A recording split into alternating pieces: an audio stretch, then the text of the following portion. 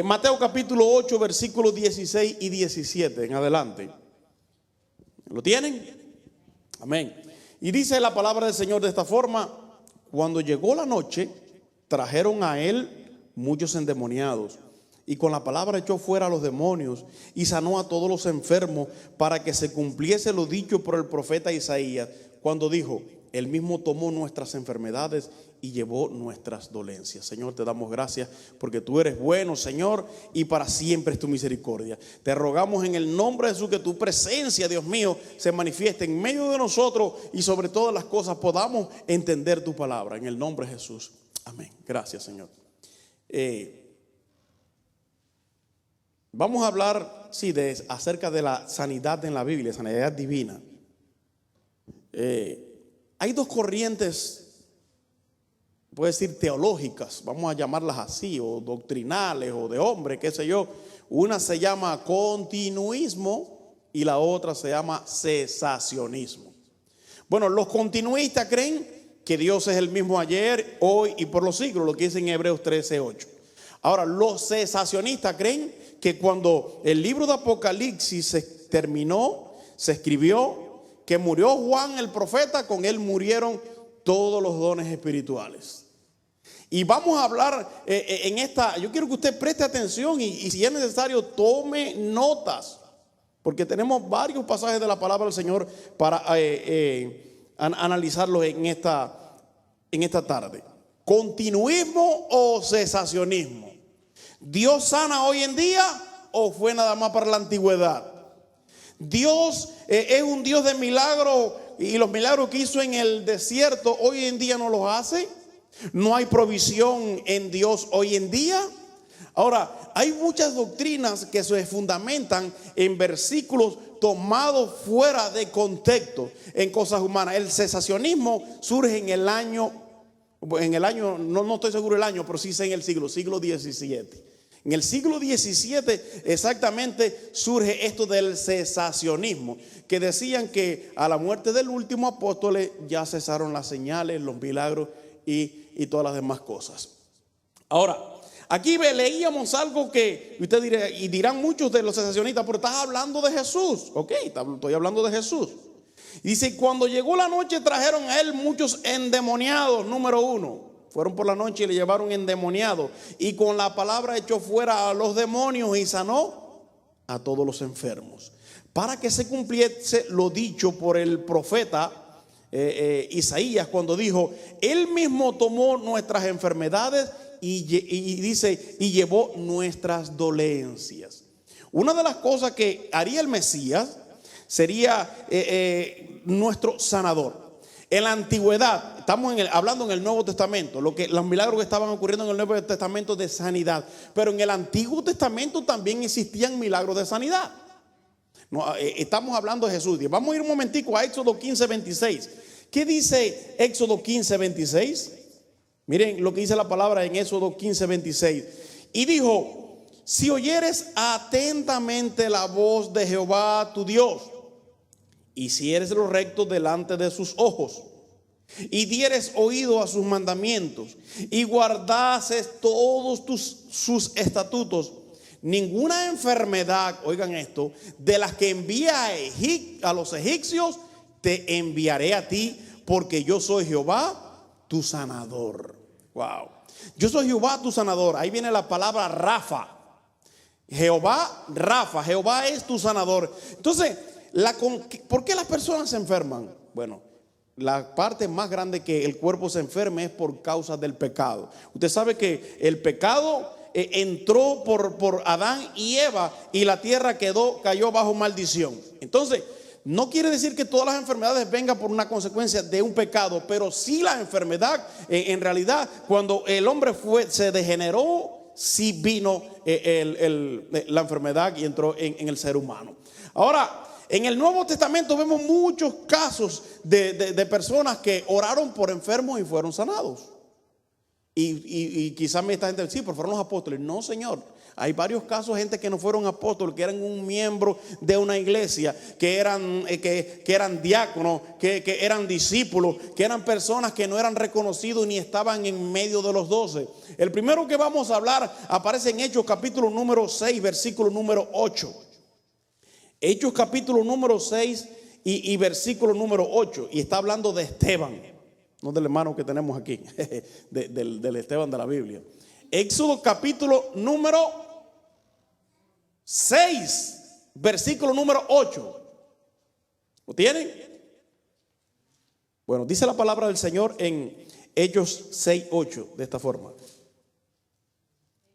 Sí, Hechos capítulo número 6, versículo número 8. Y Esteban, lleno de gracia y de poder, hacía ¿qué? Grandes prodigios y señales entre ¿quién? El pueblo.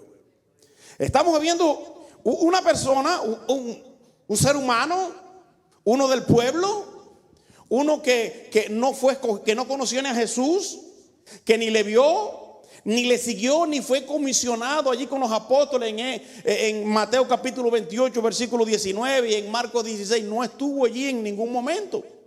Ahora, alguien le predicó y se convirtió y creyó lo que decía la palabra en estos versículos que acabamos de mencionar. Y dice que por la mano de este hombre, de este varón llamado Esteban, que era lleno de gracia y de poder, tenía dos atributos tremendos: gracia y poder. Y eso se alcanza así, fácil. Eso usted sacude una mata y se cae, como hay muchos que en nuestros países que piensan que los dólares están en matas y usted los sacude y caen. Así tampoco usted sacude una mata y cae la unción y cae el poder de Dios. No. Usted necesita, para alcanzar la gracia primero y alcanzar el poder de Dios, estar en comunión, vivir una vida para Dios, gustar las cosas del Espíritu, buscar leer la Biblia. ¿Y por qué estamos enseñando todas estas cosas? Porque hay muchas iglesias y no queremos hablar mal de ninguna iglesia, ninguna denominación. Pero hay iglesias que creen que ya Dios nos sana. ¿Y entonces qué sucede? ¿Dios está muerto? La Biblia dice que cuando Jesús ascendió, ¿para dónde fue? ¿A sentarse dónde? A la diestra de Dios. Y le dijo: siéntate a mi diestra hasta que yo ponga a tus enemigos por el estrado de tus pies. Y entonces dice que a Jesús le fue dado un nombre sobre todo nombre. Pero es que existe una contradicción. No existe contradicción. En Mateo capítulo número 28, versículo número 18, y le hemos estado hablando acerca de esto. Dice que Jesús, cuando Él resucita y se le aparece allí a todos sus discípulos y apóstoles, todos los que le seguían, le dice: toda potestad me es dada en el cielo y en la tierra. Bueno, hasta ahí dirían: sí, pero fue a Jesús. No, pero Jesús entonces le dijo: y aquí yo le doy a ustedes esa potestad para que ustedes vayan y prediquen el evangelio a toda criatura. En Marcos capítulo 16 habla de señales que van a seguir a los que creen en ¿quién? En Cristo. Marcos capítulo 16, versículo número 15 al 18, dijo el Señor de esta forma: id por todo el mundo y predicad el evangelio a toda. El que creyere y fuere bautizado será salvo, mas el que no creyere será condenado. Pero la parte que quiero llevarlo es: y estas señales seguirán a los que creen en mi nombre. Y hace una lista, empieza a decir: echarán fuera demonios, como estábamos hablando al principio, que cuando llegó la noche Jesús echó fuera los demonios. Pero estamos hablando de los seguidores de Jesús: echarán fuera demonios. Sigue hablando de otra señal: hablarán nuevas lenguas, tomarán en las manos serpiente, y dice que beberán cosas mortíferas y pondrán las manos sobre los enfermos y ellos sanarán. Cuando yo me convertí al Señor, alguien enseguida empezó como a discipularme y a enseñarme las escrituras. Pero ya yo tenía mucho deseo, porque yo había leído el libro de los Hechos. Yo me convertí en una iglesia ortodoxa, que no voy a decir el nombre, y le doy gracias a Dios porque Dios usa a quien sea. Dios usó una mula para hablarle a Balán, ¿verdad? Usó una mula y le habló. Y Dios puede usar hasta piedra. Y yo me convertí, pero yo empecé a escudriñar la escritura. Y yo me recuerdo que un día, mientras yo estaba orando y estaba ayunando en mi casa, siendo un adolescente, que nadie me lo dijo, sino porque yo leí la escritura, empecé a hablar en otras lenguas, solo en mi casa, sin ministrarme, sin estar en Hechos capítulo número 2, y empecé a hablar nuevas lenguas. Y no sabía nada de esto. Y sabes que Dios empezó a usarme. Y yo me recuerdo que oraba por personas y las personas que si tenían un dolor de cabeza se le quitaba en el momento. Un día me llamaron a algunos líderes de la iglesia y me dijeron de esta forma: aquí esto no es permitido. No dijeron que no era de Dios. Ve mejor para una iglesia pentecostal, que es donde oran por los enfermos y es donde hablan en lenguas. Y siendo un joven, gracias a Dios que Dios tenía conmigo un propósito conmigo, y no me aparté. Y sabe que cuando me llevé por los líderes que me dijeron eso, y lo hice, me fui para una iglesia pentecostal de las Asambleas de Dios. Estamos hablando años 1990, cuando yo fui a la iglesia y allí me acogieron y empecé a ver milagros y empecé a ver señales. Y wow, esto sí, lo que me estaba perdiendo en realidad yo. Lo que las personas están perdiendo, porque es la voluntad de Dios que nosotros conozcamos la doctrina pura de Dios. Muchos van a decir: eso fue para el Antiguo Testamento. No han oído decir eso. Pero es que el diezmo también fue para el Antiguo Testamento y hoy en día lo recogen. No es como un poco hipócrita, ¿verdad? Es algo. Si tú vas a creer que lo del diezmo en el Nuevo Testamento, tienes que creer también que Dios sana, que su mano no se ha cortado. En Isaías 59, versículo número 1, dice: porque la mano de Jehová no se ha cortado. Él sigue sanando, Él sigue obrando, Él sigue bendiciendo, Él sigue hablando. Ahora, desgraciadamente hay muchas iglesias llamadas iglesias de glosolalia o nuevas iglesias neopentecostales y estas doctrinas carismáticas que las personas se pasan. Si es malo no llegar, malo es pasarse también. Pablo dijo: hágase todo decentemente y con orden. Hágase todo decentemente y con orden y para la gloria de Dios. El Salmo 103, versículo número 3, el salmista David decía en el Salmo ese: porque tú eres mi sanador, ¿verdad? Eres mi sanador. Él reconocía que Él es el que perdona todos tus pecados y el que rescata tu vida del hoyo, y es el que te corona de favores. Ese salmo está hablando que Dios es Yahvé Rafa o Jehová Rafa, el que sana. Yo no sé si usted ha tenido la oportunidad de ser sano alguna vez de parte de Dios. Nos enfermamos, pero Dios se glorifica. He visto cosas, y no es cosas del diablo como muchos han dicho. Yo no me atrevería en realidad a juzgar ni a un impío, ni a uno que está haciendo un show, porque si en realidad es el Espíritu Santo el que está sanando y es el que ha obrado a través de esta persona, como dije, a través de una mula, Dios me va a pedir cuenta a mí. A Jesús le dijeron: tú echas fuera los demonios, tú sanas a los enfermos, tú haces los milagros. ¿Por quién le dijeron? Por Belcebú. Belcebú era el príncipe de los demonios, o sea, por el mismo diablo es lo que tú estás haciendo estos milagros. Y Jesús le dijo: yo estoy haciendo estos milagros de parte de Dios, de parte del Espíritu Santo, porque el reino de los cielos se ha acercado a ustedes, pero tengan mucho cuidado no estar blasfemando contra el Espíritu Santo. Wow. Es algo tremendo. Entonces, cuando nosotros leemos la palabra del Señor y nos damos cuenta, Dios está activo. A Jesús lo vivían reprochando y le vivían señalando que Él sanaba en los días de reposo. Miren qué gente tan ignorante. Una persona, un paralítico, o un ciego, o un mudo, o un endemoniado, o cualquier tipo de otra enfermedad incurable. Venían los fariseos y le decían a Jesús: hay 6 días para ser sanado. Hay que respetar el 7º día del Señor. Entonces Cristo no podía sanar un sábado, tenía que ser de viernes a domingo, o de domingo a viernes. El sábado tenía que cuidarlo porque eran muy religiosos, eran muy metódicos, eran ritos, ceremonias, habían diferentes tipos de cosas que cumplir, el Talmud, el Misná, el Pentateuco, etcétera. Pero cuando en realidad y entrabas a la profundidad de la palabra, Cristo los llamó a ellos sepulcros blanqueados. ¿Y por qué? Los pintaban por fuera con cal y por dentro. Sí, exactamente, estaban llenos, dice, de huesos. En Hechos capítulo 8 también vemos otro milagro grande que ocurrió. Hechos 4. Miren para que usted vea. Y este fue Felipe. Aquel en el libro de los Hechos fue Esteban. Fue uno de los diáconos de la iglesia. Pero aquí vamos a hablar de Felipe, que no era tampoco de los 12. Dice en Hechos capítulo número 8, versículo 4 al 8 de esta forma. Dice: pero los que fueron esparcidos iban a todas partes anunciando el evangelio. Entonces Felipe, descendiendo a la ciudad de Samaria, les predicaba a Cristo, a la gente, y unánime escuchaba. ¿Es ahí? No, yo me perdí o qué.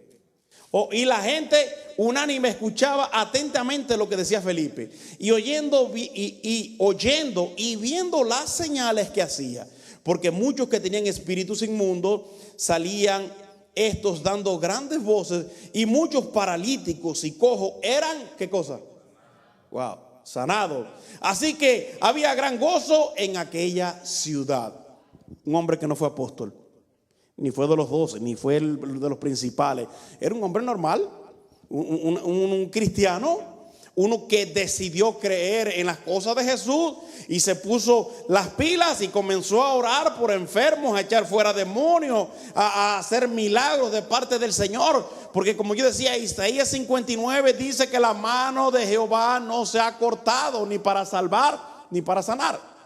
Entonces yo pregunto a muchos, y eso le cae principalmente al pueblo cristiano, ¿qué es lo que sucede? En Isaías capítulo número 53 dice que Él fue molido por nuestros pecados y el castigo de nuestra paz fue sobre Él, y por su llaga fuimos nosotros curados. Entonces, si es la voluntad de Dios que las personas se sanen, que las personas se salven, que las personas que están en tinieblas vengan a la luz de Cristo, pero ¿qué es lo que sucede? ¿Por qué hoy en día no ocurren estos milagros? Si están bíblicamente. Número uno, consagración. ¿Recuerdan lo que hablamos? Dos cosas importantes que tenía Esteban. Que halló, ¿qué cosa? Gracia. ¿Cuándo tú hallas gracias delante de Dios? Cuando Dios dice, este es mi hijo amado en quien tengo complacencia.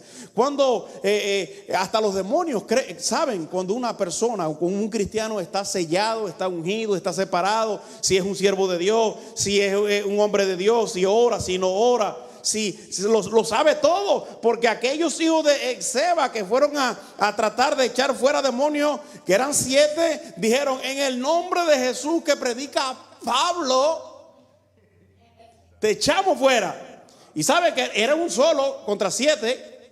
Y el endemoniado dijo, a Pablo conozco. Quiere decir que Pablo tenía una reputación espiritual.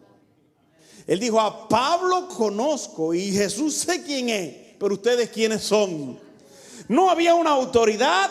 Y entonces por eso ellos salieron avergonzados de allí. El reino de las tinieblas sabe cuando los siervos de Dios están ungidos y están capacitados para orar, echar fuera demonios, para sanar enfermos, para hacer milagros. Pero hoy en día se ha perdido esa visión porque a las personas les es difícil mantenerse en la presencia del Señor.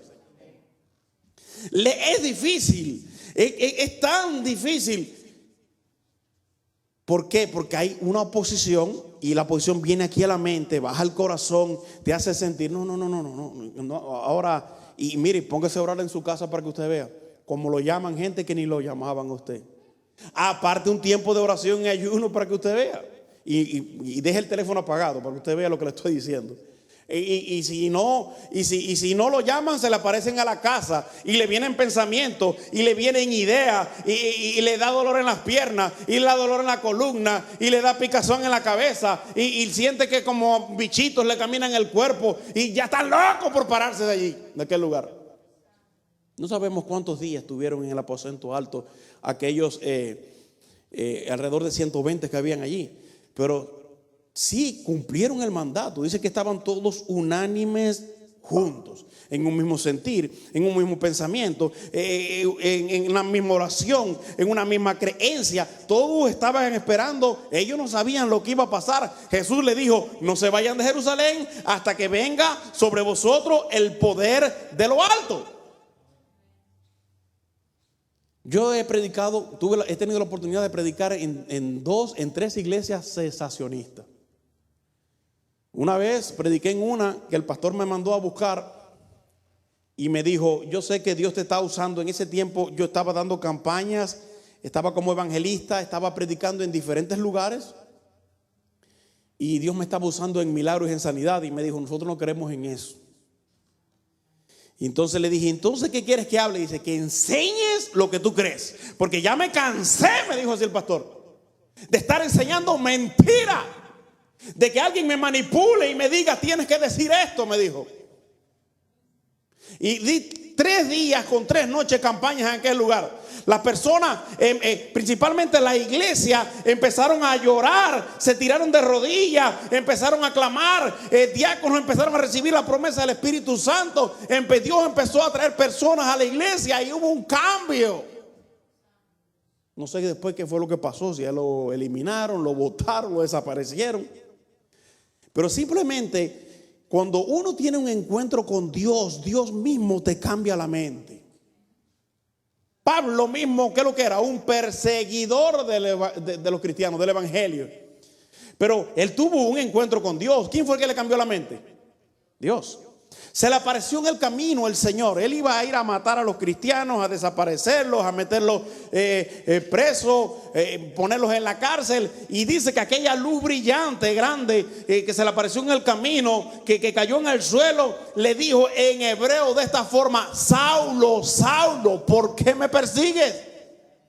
Dura cosa es dar cosas contra el aguijón. ¿Sabe qué? Pablo le dice: ¿quién eres? Yo soy Jesús a quien tú persigues, se le dijo. Y sabe que Pablo se levantó y ya aparte de eso, de tener una revelación, de aparecer el mismo Jesús en persona. Oye, Pablo, lo que estás haciendo está mal, está incorrecto. Pero cuando es Dios el que habla, cuando es el Dios el que toca, cuando es Dios el que a una persona lo visita, uno no se va a enojar. Quizá yo le diga: usted está haciendo algo mal, o usted me lo diga a mí y yo me sienta mal. Pero si viene y me lo dice Dios, no, viene Dios y me corrige a mí, tiene razón. Y estoy seguro que no voy a poder ni de mirarlo, porque el mismo Job se creía muy gallito. Job empezó con los amigos y aquellos y con la mujer y para aquí y para allá, y interpeló a Dios y empezó a decir cosas. Claro, lo que había pasado no era fácil, pero cuando Dios le empezó a hablar desde el cielo audiblemente, dice que Job bajó la cabeza, dice: hablabas cosas que yo no sabía. Dice: de a oídas, oigan lo que dijo él, te había oído, mas ahora mis ojos te ven. Mas ahora mis ojos te ven. Entonces, ¿es la voluntad de Dios que la iglesia se active en dones? Sí, es la voluntad de Dios. ¿Tienes que ser pastor o pasar un seminario? No, Señor mío. ¿Hay que pasar un curso para orar por una persona que sea sanado? No, Señor. Simplemente se requiere fe y consagración delante de Dios para que Dios te use, para que Dios te tenga presente. Ahora, ¿por qué aquellos grandes como Moody? Digo grandes porque son igual que nosotros. Me estoy refiriendo al ministerio que ellos desarrollaron, un ministerio tan grande. ¿Por qué? Porque llegó un momento que ellos creyeron a Dios, que creyeron que lo que decía la palabra, que Dios sana, Dios liberta. Dios, no es la voluntad de Dios que las personas vivan en esclavitud espiritual, sino que las personas tengan conocimiento de la palabra del Señor. No vaya a pasar lo mismo que le pasó al pueblo de Israel en la antigüedad, en el Antiguo Testamento. En el capítulo número 4, versículo número 6 de Oseas dice: mi pueblo pereció por falta de conocimiento. ¿Qué es lo que fue que pereció? Fueron eliminados. No vaya a pasar lo que le pasó a la gente en el desierto, que empezaron a murmurar y empezaron a quejarse, y el Señor mandó escorpiones y mandó serpientes y mandó diferentes tipos de juicio por aquellas personas. Pero ellos estaban perdiendo esa bendición. Desde el Antiguo Testamento es la voluntad del Señor de traer liberación y sanidad a las personas. Ahora, ¿existirá algo imposible para Dios? Cuando el arcángel, el ángel Gabriel se le aparece a María. Sabe que él le dijo una salutación un poco, ella sabía que esa salutación se decía, pero ella se asustó más porque ella le dijo, el ángel le dijo a ella, salve muy favorecida. La palabra salve era una palabra muy común entre todos y se saludaban así todos. Estaba bajo el Imperio Romano y yo te decía, salve, ¿cómo estás? ¿Cómo decir, hola, ¿cómo estás? Pero la parte que ella la turbó fue cuando le dijo, muy favorecida, el Señor es contigo. Ay, ay, ay. Y ella está escuchando cuando Dios le dice, mira, el Espíritu Santo, Dios te ha escogido porque ha sido una mujer consagrada y está escogido para que el Espíritu Santo venga sobre ti y nazca el Salvador, el Mesías. Pero ¿cómo va a ser esto? Entonces el ángel le dijo, ¿habrá algo imposible para Dios? ¿Habrá algo imposible para Dios? No, no existe ningún. Nosotros somos los que decimos esto es más grande. Y entonces Dios es Dios del cáncer y sana el cáncer. Dios sana el SIDA. Dios levanta un paralítico. Dios resucita a un muerto. Cuando el Señor mandó a los 70 a predicar por todas las aldeas, le dijo, de gracia recibiste, dad de gracia. Entonces tenemos que dar de gracia y decirle a las personas que Dios es nuestro sanador.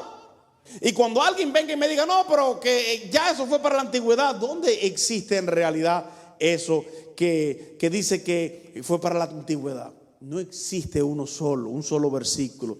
Es la voluntad de Dios que seamos sanados. Porque yo le voy a decir una cosa, hace cerca de 2000 años que se cerró el canon en cuanto a las profecías bíblicas, en cuanto a la escritura. Alrededor de 2000 años que sucedió esto. Ahora, ¿usted piensa que Dios iba a estar inactivo todo ese tiempo? Dios está activo completamente. Ahora, estas personas predican un evangelio sin poder. Alguien decía, evangelio sin poder y sin señales es un evangelio vacío. Por eso Pablo le dijo a los corintios, porque el reino de los cielos no consiste en palabras, sino en poder y demostración del Espíritu. Entonces, si es la voluntad de Dios que nosotros oremos por dolores de cabeza, por artritis, por artrosis, por reuma, por cualquier tipo de enfermedad que las personas tengan, y Dios va a traer liberación. Yo soy un testimonio vivo. Yo era un asmático crónico, y según dice la ciencia, que el asma no se quita. En el año 1998 a mí me dio una crisis de asma terrible, ya yo siendo cristiano, y ya yo no podía. Le dije un día a mi papá, que tenía un carro, le dije, llévame al hospital para que me pusieran aerosol. Y ahí tuve una convicción, y cuando llegué a la casa le dije, esta es la última vez que a mí me va a faltar el aire. Es la última vez que yo voy a ser asmático. Y le di gracias al Señor, y de ahí para acá me he bañado en ríos, en lagos, en mares, en océanos, en lo que sea, de noche, de madrugada. He trabajado con polvo, con cemento, con cosas terribles. Ni una sola falta de aire jamás en la vida, gracias al Señor, porque Él es mi sanador. Y como hay otras personas que han sido sanados, aquí tengo a mi papá y mi mamá también. Dios ha hecho grandes cosas. Mi papá, yo pensé que una enfermedad que tuvo, ¿en qué año fue? Como el 94, por ahí. En el 94 yo pensé que iba a morir. Para mí que era como un cáncer, porque ya estaba tan flaco, estaba en la cama. Y yo me recuerdo que un hermano y yo llegamos allí, y yo le dije que íbamos a orar por él. Y él hasta dijo, bueno, oren ya para que Dios me lleve. No es la voluntad de Dios todavía. Es la voluntad del Señor que seamos sanados. No podemos nosotros doblegarnos. Hay que creer en la palabra del Señor. Es tu sanador. Y dice, ciertamente Él llevó tus enfermedades, y por su llaga fuimos nosotros curados. Empezamos a decir palabras de Dios. Empezamos a orar, Señor, tú tienes el poder. Yo sé que tú eres el que sana. No somos nosotros. No tenemos la capacidad. No tenemos los recursos. Pero te tenemos a ti, que eres el Dios de los recursos. Y Dios lo sanó. Y le voy a decir algo. Hay personas que hoy en día malinterpretan. Por eso hay muchas iglesias cometiendo tantos errores, dándole orden a Dios. no le podemos dar dones a Dios. Señor, hay que orar de esta forma. Yo estoy clamando, tu palabra dice: pondrán las manos sobre los enfermos y sanarán. Yo creo en tu palabra, pero ¿qué dice el Padre nuestro? Que Jesús dijo: sea hecha tu ¿qué? Tu voluntad. No le voy a decir tiene que sanar porque tiene que sanar. No, eso tampoco así. Eso tampoco así. Hay que orar con fe. Hay que pedirle a Dios que haga el milagro, que traiga la liberación, que traiga la sanidad, pero conforme a tu palabra.